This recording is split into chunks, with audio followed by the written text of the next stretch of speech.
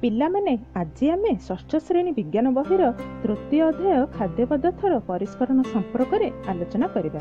ଆମେ ବିଭିନ୍ନ ପ୍ରକାର ଖାଦ୍ୟ ଖାଉଛେ, ସେଥିରେ ବହୁତ ଅଦରକାରୀ ପଦାର୍ଥ ମିଶିକରି ରହିଯାଇଥାଏ। ତାହାକୁ ଆମେ ଖାଇବା ପୂର୍ବରୁ କିମ୍ବା ରୋଷେଇ କରିବା ପୂର୍ବରୁ ସଫାସୁତୁରା କରି ଅଦରକାରୀ ପଦାର୍ଥକୁ ଅଲଗା କରିଥାଉ। ତାହାକୁ ଖାଦ୍ୟ ପଦାର୍ଥର ପରିଷ୍କରଣ କୁହାଯାଏ। ତେବେ ଚାଲ ଖାଦ୍ୟ ପଦାର୍ଥକୁ କେଉଁ କେଉଁ ପ୍ରଣାଳୀରେ ପୃଥକ କରିପାରିବା ତାହା ଆଲୋଚନା କରିବା। ହାତରେ ବାଛିବା ପ୍ରଣାଳୀ।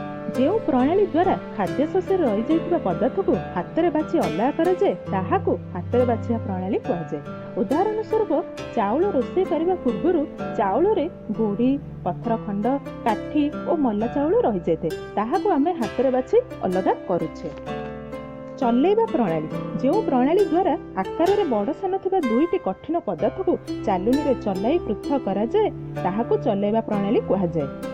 ଉଦାହରଣ ସ୍ୱରୂପ, ତୁମେ ଘରେ ଚାଲୁଣି ଦେଖିଥିବ।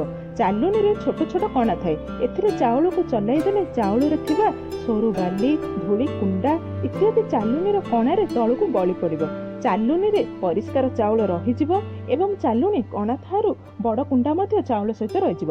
ଚାଲୁଣି ସାହାଯ୍ୟରେ ପରିଷ୍କାର କରିବା ଏକ ପ୍ରଣାଳୀ। ପାଛୁଡ଼ିବା ଓ ଉଡ଼ାଇବା ପ୍ରଣାଳୀ। ଯେଉଁ ପ୍ରଣାଳୀ ଦ୍ୱାରା ହାଲୁକା ପଦାର୍ଥକୁ ଓଜନିଆ ପଦାର୍ଥ ଠାରୁ ଅଲଗା କରାଯାଏ ତାହାକୁ ପାଛୁଡ଼ିବା ବା ଉଡ଼ାଇବା ପ୍ରଣାଳୀ କୁହାଯାଏ। ଉଦାହରଣ ସ୍ୱରୂପ, ଘରେ କୁଲା ସାହାଯ୍ୟରେ ଖାଦ୍ୟ ପଦାର୍ଥ ପାଛୁଡ଼ା ଯାଉଥିବାର ଦେଖିଥିବ। ଚାଉଳକୁ ପାଛୁଡ଼ି ଦେଲେ ଏଥିରେ ରହିଥିବା କୁଣ୍ଡା ଓ ହାଲୁକା କାଠି ଅଲଗା ହୋଇଯିବ। ଏହାକୁ ପାଛୁଡ଼ିବା ପ୍ରଣାଳୀ କୁହାଯାଏ। ଅନ୍ୟ ଏକ ଉପାୟରେ ଚାଉଳକୁ କୁଲାରେ ଧରି ଉପରୁ ତଳକୁ ଧୀରେ ଧୀରେ ଢାଳିଲେ ପବନ ଦ୍ୱାରା ହାଲୁକା କୁଣ୍ଡା, କାଠି, ପତ୍ର ଉଡ଼ି ଚାଉଳ ଠାରୁ ଅଲଗା ହୋଇଯିବ। ଏହାକୁ ଉଡ଼ାଇବା ପ୍ରଣାଳୀ କୁହାଯାଏ। ଏହି ଦୁଇଟି ପ୍ରଣାଳୀ ଦ୍ୱାରା ଧାନରୁ ଅଗାଡ଼ି, କାଠି ଓ ପତ୍ର ଅଲଗା କରିପାରିବା। ଆଜିକାଲି ବିଦ୍ୟୁତ୍ ପଙ୍ଖା ସାହାଯ୍ୟରେ ମଧ୍ୟ ଉଡ଼ା ଯାଉଛି।